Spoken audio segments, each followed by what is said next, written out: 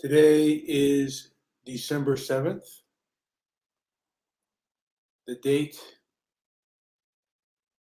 80 years ago today, Pearl Harbor was attacked, and America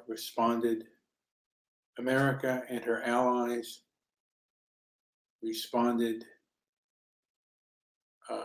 with force and with resolve.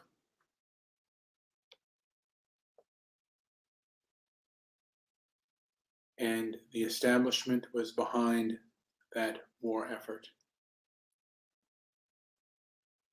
Now, they say that Japan had reason to attack, but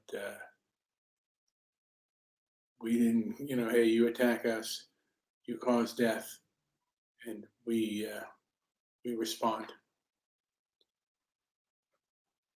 Unfortunately, 80 years later,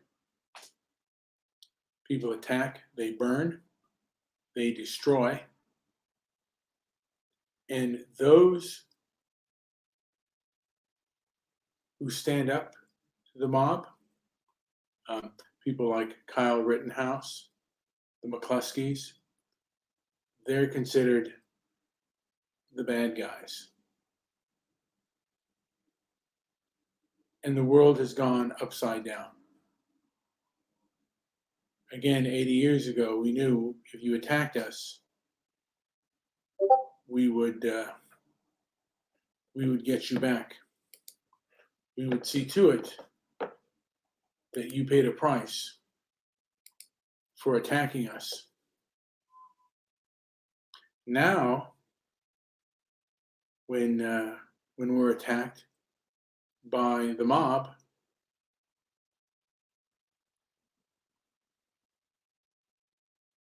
we attack, we persecute and prosecute people whom are attacked. Now, 1, 2, 3, 4, 5, 6. So Darren says we killed over 5 million people in Iraq over fear of weapons of mass destruction. Now, Darren says that. I have to look that up before I confirm that. And that may very well be true. Or is it 500,000?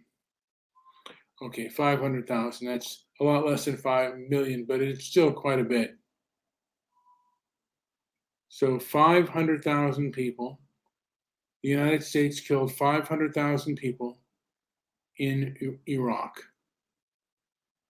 And that's how ass backwards we have it, but we will not, we have stores and other things attacked, murders happening, and the people that defend themselves against the mob are considered the bad guys, and the mob is considered the good guys. You're supposed to give in to the mob and flee from the mob, and if you stand up to them, you may very well face the weight of the establishment. The establishment right now is against brave people who stand up to the mob. Look at the difference in the way in which they treat Antifa to the way in which they treat the Proud Boys. The way they treat the Proud Boys. Kind of surprising. But I guess that's where we're at. And there is a part of me that would like to see, as our allies did during World War II, we defeated fascist Germany and imperialist Japan. I'm going to sneeze pretty soon, so bear with me. Sorry, that was a sneeze. But as we defeated those, and then we also defeated we were able to save South Korea, America, and her allies. I think that good people and her allies. Thank you, Darren, for recognizing my sneeze.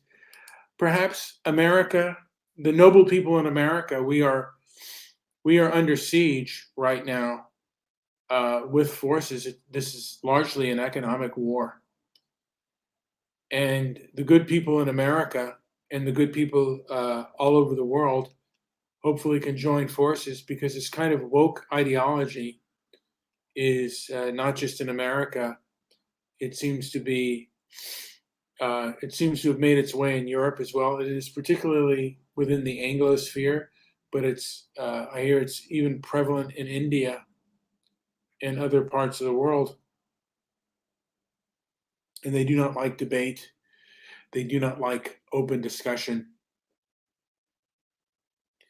And I think one of the things that perhaps might be good to happen would be to have an alliance, not just in America, but throughout the world, of noble, good people that fight cancel culture and demand things like due process. Because at this point, um, that's not what we're seeing in America. It's not that these people are correct or right. I don't think these people have popular support, but there are a lot of people afraid of them, and they have a lot of they have power behind them, but they don't have the masses behind them. They just have a mechanized force.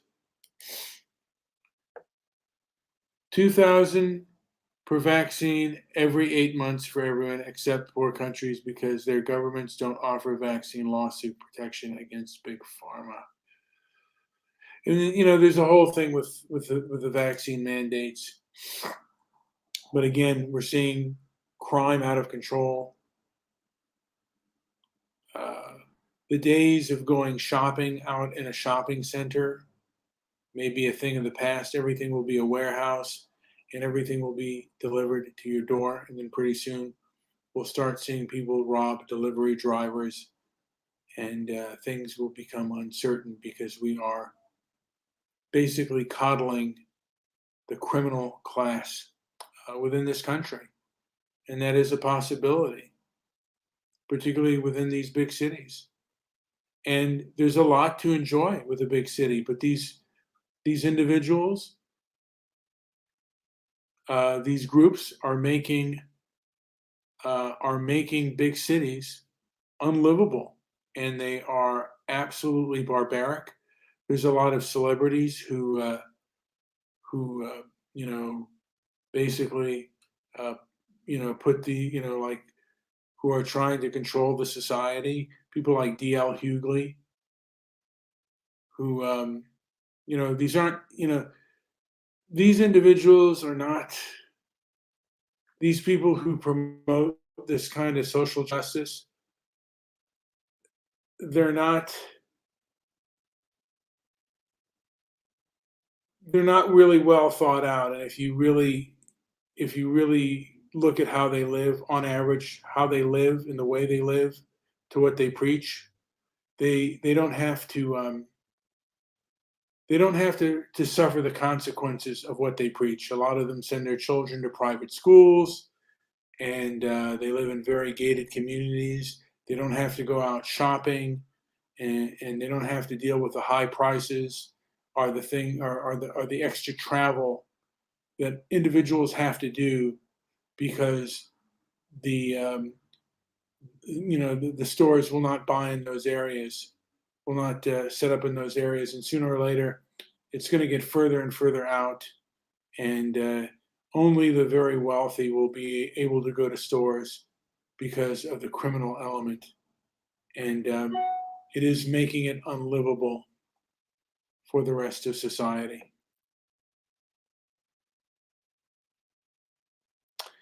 And Darren says society needs to be repaired. It's easier for a mechanic to work on his engine, work on it's easier for a mechanic to work on his engine when it's not running. You might be right. Uh, Maybe society has to stop running, and then things have to get really down to barren nothing to people to realize, like, hey, if this store opens, you don't want people robbing it and stealing from it, because sooner or later there won't be any stores. And a lot of these areas do not have stores because people rob them. And that wasn't the way it was in the past, because robbery and stealing was not something that was as socially acceptable. But a lot of these individuals are making what is just reprehensible behavior and vile behavior to be rather socially acceptable. And they do so with power. And if you try to even speak out against them, let alone fighting them, you will be punished, and they will punish you with an iron fist. Anyway, that's what it looks like to me, and I certainly could be wrong, but that's what it seems like to me. The world has gone topsy-turvy, and these people uh, who are given some of the loudest microphones are the biggest jackasses out there. And why they're given microphones to speak their piece, it's kind of unbelievable. It's really surprising. Like, you see someone like Anna Kasparian, who gets, the Young Turks gets money from YouTube to promote their stuff. They've been given a stipend, and she didn't even look at the trial of Kyle Rittenhouse until later on.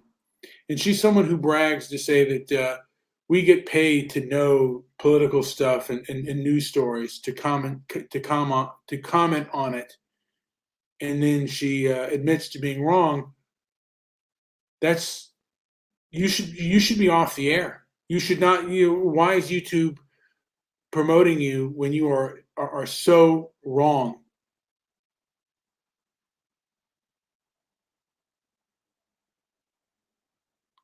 And people complain about the individuals I have, but I'm not doing nearly the propaganda that any of these other people are doing. It's kind of silly. And I want to say this on a personal level. Sometimes you cannot do anything except work hard and try to do the best that you can financially and mentally. And those of you who are trying to do the noble right thing that most of the people are, I wish you the best. And I really do hope that one day we can come back to some normal society. But these people are not making, they're not making for a noble or good society. It's become a vindictive, nasty, self-righteous society. And it seems like pattern recognition of cluster B type personalities. Could be wrong, but they feel very, very moral authoritarian and just downright foolish. And again, America came together when it was attacked from undecent and vile people. Now we're being attacked, and this is people in our own country who absolutely despise and hate America. They despise and hate America. They despise and hate capitalism and decency. And we're just seeing America erode from within. And it's kind of transfixed into our American society. However that happened, and I don't know how we can fight it. I do think that perhaps the best way is an international way, because these people are all over the world, and they have poisoned the well. This woke leftism comes out of America, and it's spread throughout the land, and it's poison. And the cure for that poison, I think, is standing up to it. And I don't want the engine to fully.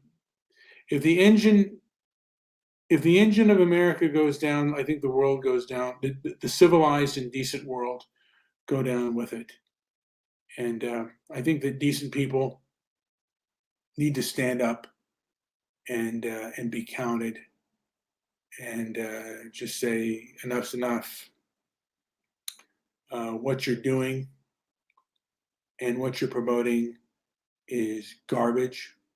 It is degenerate, and yeah, hopefully, good and noble people will take a stand. There's a lot of fake news and just fake views out there.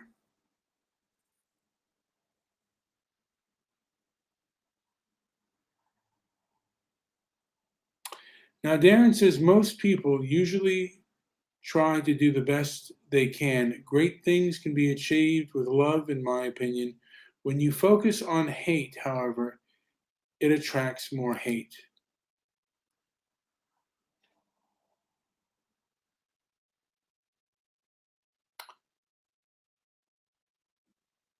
I think there's a happy mood. What Darren says to me,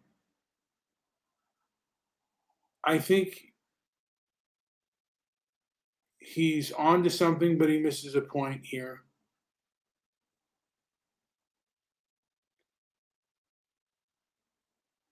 You cannot go with hate or love. I think you have to be firm but not angry, but you also have to do what you must in order to protect what is necessary and to do the right thing. And you can't. I don't think one should make it personal, but protecting stores and protecting businesses. And if you flee, you tell them, "Hey, I'm fleeing because this is unacceptable. I'm leaving this city or this state because and make it known why you are leaving. This behavior is unacceptable. This barbaric behavior, this social squalor, is unacceptable." And with that being said, like, subscribe, leave a comment down below. Also, share the video if you agree with it. If you have social media platforms, share this video and get people thinking. Anyway, this has been Brian with Transparency and Merit. Again, like, subscribe. Also, visit our website at transparencyandmerit.com. Thank you for listening.